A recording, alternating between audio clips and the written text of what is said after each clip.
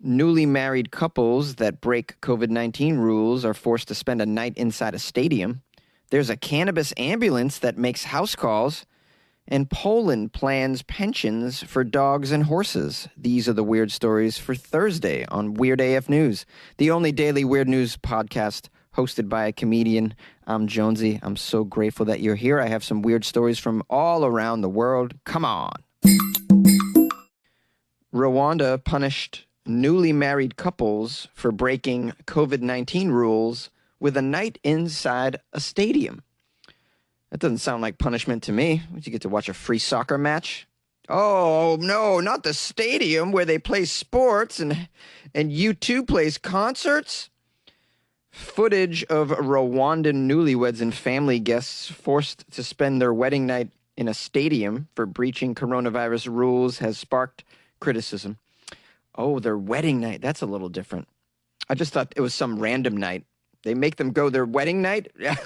Right after you're married. Come with us. Get up those stairs. Sit on the bleachers. So one bride told the media that spending the evening at a stadium on my wedding day is a very bad memory that will never fade in my life. Yeah, no kidding.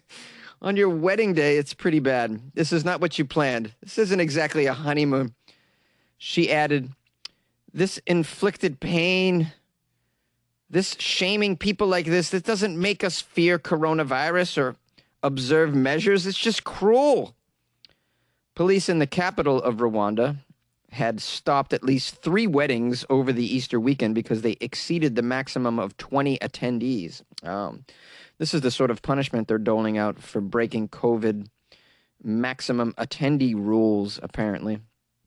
A police spokesman told Rwandan media that more people throwing parties are violating these measures, and as the police, we're not going to allow it. We're not going to allow it to continue.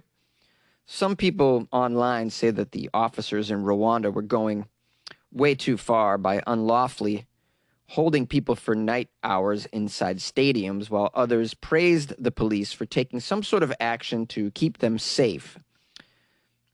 Somebody named Clarice, who's a Rwandan music star, Clarice, sing for me, Clarice. Sing your Rwandan music for me, Clarice.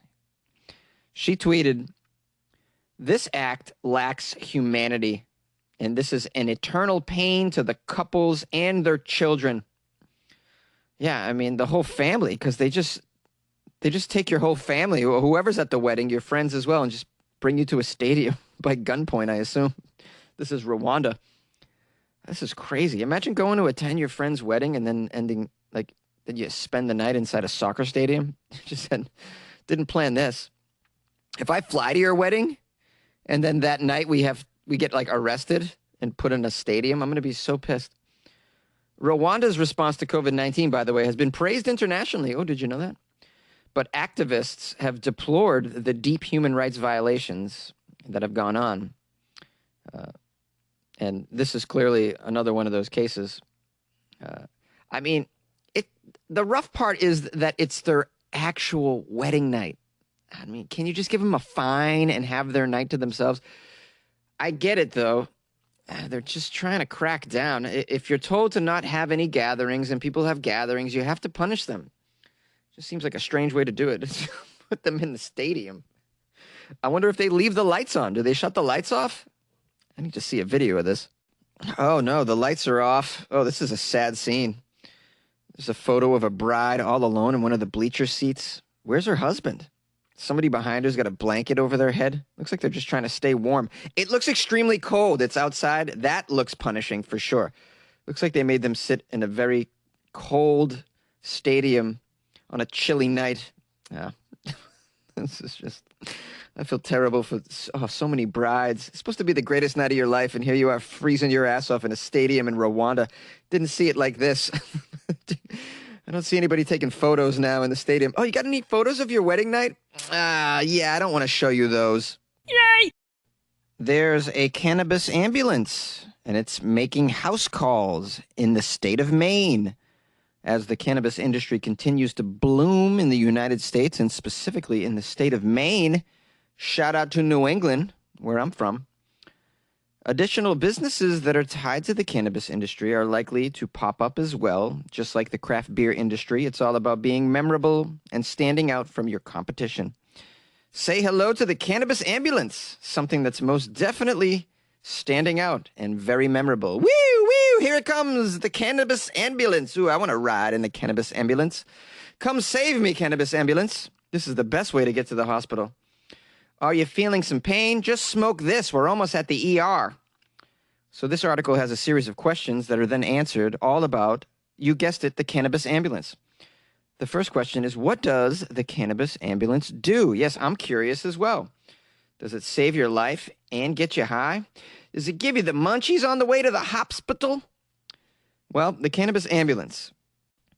It is a mobile certification vehicle that visits different cannabis dispensaries and caregivers and then helps determine whether someone may be eligible for a medical marijuana treatment plan. Oh, that's lovely. So it's improving your lives, basically. It's operated by the Medical Marijuana Practitioners of Maine, and you'll see it pop up from time to time at some notable locations across your state. Yeah, mostly in front of marijuana dispensaries, I'd say. So apparently it pulls up to the dispensaries. It's outside of the dispensaries. And so when you go to the dispensary, if you don't have a medical rec to get yourself some marijuana, you just go take a seat inside the ambulance and they'll create it for you. And then you can go inside the dispensary and buy your weed. Wow. Isn't America an amazing place that this is happening? Unbelievable. Someone wrote, what about house calls? Huh? Does the Cannabis Ambulance come to your house? I'm curious, too. On their website, you'll be happy to hear that the Medical Marijuana Practitioners of Maine do offer some house calls for those residents living in the greater Portland, Maine area. There's a multi-step process to getting your medical marijuana card, everyone should know. This includes booking an initial appointment, meeting with a licensed clinician to discuss your ailments, and then being approved. Yeah, you should put the clinician in quotes. These doctors that hand out your medical recs, I mean, I got one in Los Angeles years ago when I came out here to visit, and I got one. Just why not, you know? I'm like, while I'm here, I think I was staying out here for like 3 months. I'm like, while I'm here, I'm going to go to the dispensary. I'm going to be a regular customer. I didn't even really have an address here. I just used the address of a relative. And it was such a joke. You sit down with a doctor. You're like, why do you think you need marijuana, son? All you're going to say is, I have trouble sleeping. Okay, here you go. Here you go. All the marijuana you want in the world. Just say you can't sleep. How are they going to prove that you can't sleep? Prove it. The doctor doesn't go, okay, well, I'm coming over tonight to your house and I'm going to lay down with you and you better prove to me that you can't get a wink of sleep. Otherwise, you're not going to get this rec. That's all you got to say is I can't sleep. Bam, there you go. Just say that say you have trouble eating. There's so many ways to get these. It's just such a joke. But that's what makes it great, right? I mean, in the states that move from the medical rec to the recreational, I mean, that's when it's really happening because the medical one, like, it's a big wink. Everybody's like, wink, wink. Yeah, you need it. Oh, you need marijuana for a medical reason? Wink, wink. The bottom line is we all just, want to use it for whatever the hell reason we want to use it. We shouldn't need a medical reason. And I love it. This is what's happening in the U.S. It's great. Someone asked, if I dial 911, will the Cannabis Ambulance show up for me? Absolutely not. The Cannabis Ambulance won't show up if you dial 420 either. You like my joke? By the way, the Cannabis Ambulance only comes by appointment only, or if you visit one of the designated dispensaries that they're spending the day at. See, this is why. If you just go to the dispensary, you see the ambulance there, just wait. And within an hour and a half, you're going to be buying marijuana. It's fabulous. Unbelievable. I support the Cannabis Ambulance. There should be a reality show where you just follow the Cannabis Ambulance around. Yeah. Maybe not. That might be boring.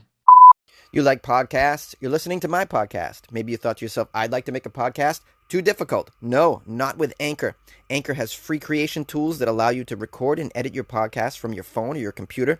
Anchor distributes your podcast to Apple, Spotify, Stitcher, and more. They have advertising integration, so you can even make a little money off your podcast. Everything you need to make a podcast in one place. Download the free Anchor app or go to anchor.fm to get started. And good luck with your podcast. Good luck with your creation. Good luck with your life, man. Poland is planning pensions for dogs and horses that are in state employment.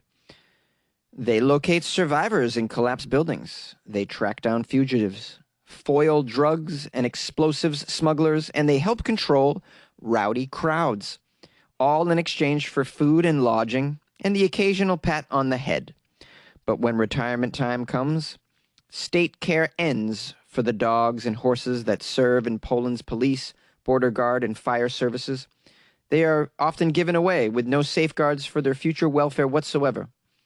Well, following appeals from concerned service members, the Interior Ministry has proposed new legislation that would give these service animals an official status and a paid retirement to help cover the often costly care bills their new owners face. Oh, this is lovely.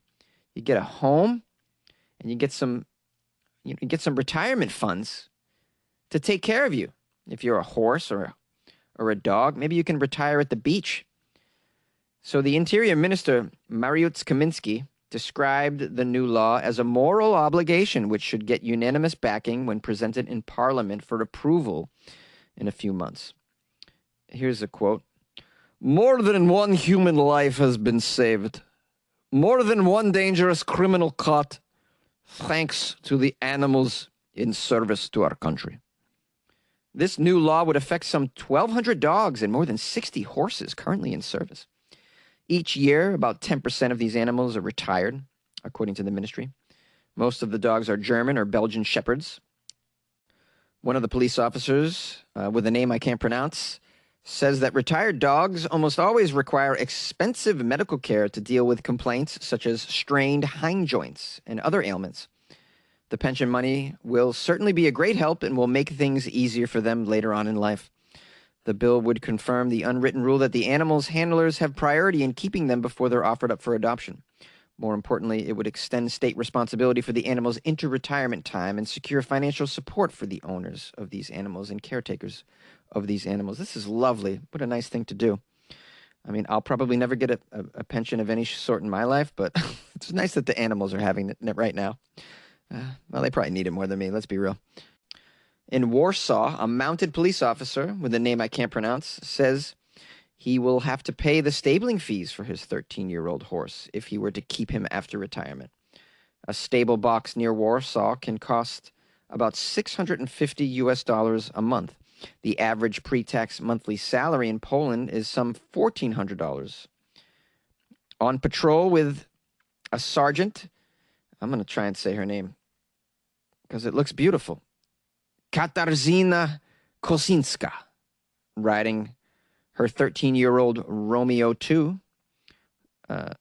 who can identify her by her voice, says, "These animals have worked for the state. They have done their jobs well, and they should be entitled to health care and proper retirement on green pastures in the case of horses." Yeah, I agree with you, Katarzyna Kosinska. These horses deserve a nice retirement after they've done so much for the state, for the country. It's lovely. I wonder what we do in the U.S. with these service animals. Probably turn them into hot dogs, I'd imagine. That's pretty dark, Jonesy. I know, I'm sorry. It just kind of came out of me. I just imagine we do terrible things to our... but maybe not.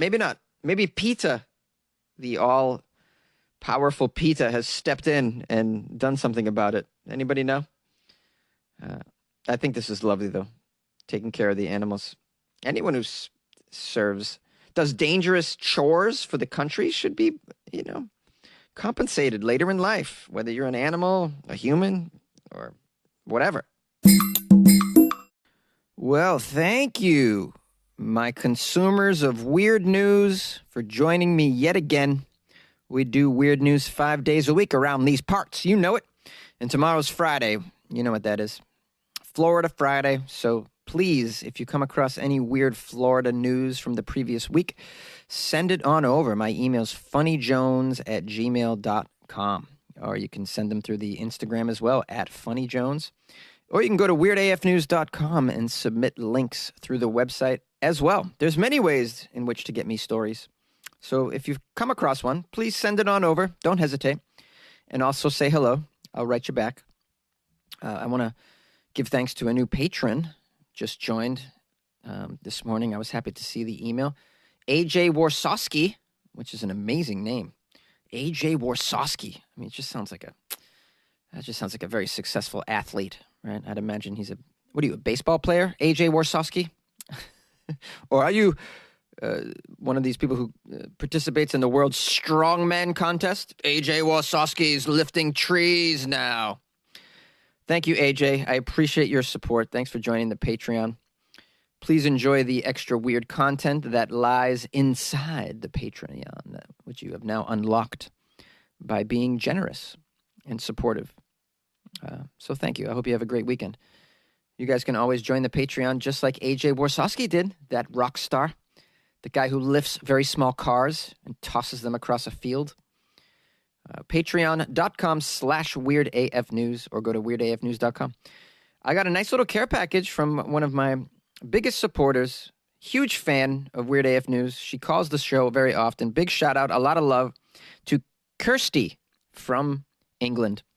Kirsty wrote me a nice note in addition to, I should say, inside the box of delights that she sent me from the UK, mostly chocolates.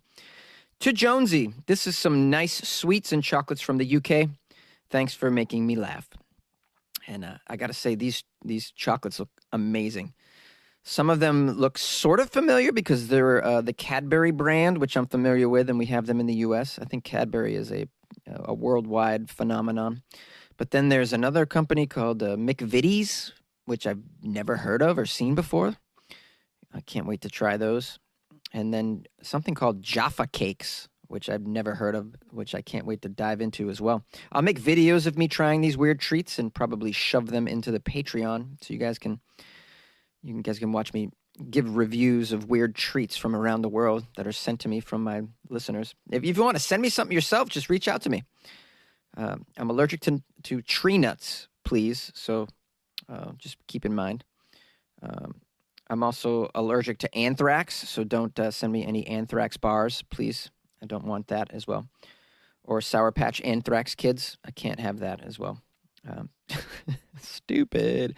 Hey, bad jokes are part of the show. Get used to it, guys. What else did I want to say? Okay, we did that. Oh, shout out to Alex Pearson, by the way, who he was the original weird treat sender to me. Weird treat sender to me. Where did I learn how to speak? Clearly a United States public school. Yeah, Alex sent me the ketchup chips a long time ago. And then, he lives in Nova Scotia, so shout out to Alex. If you guys want to send me a treat, let me know, man. I'm down. I like trying new things is basically what it's all about. But I can't really afford to fly to all these foreign lands to try them. So maybe you guys can just send them to me. Reach out. If you want to call the show, 646-450-2012. Much love, and we'll see you tomorrow on Friday's episode. Please be with me and also with you.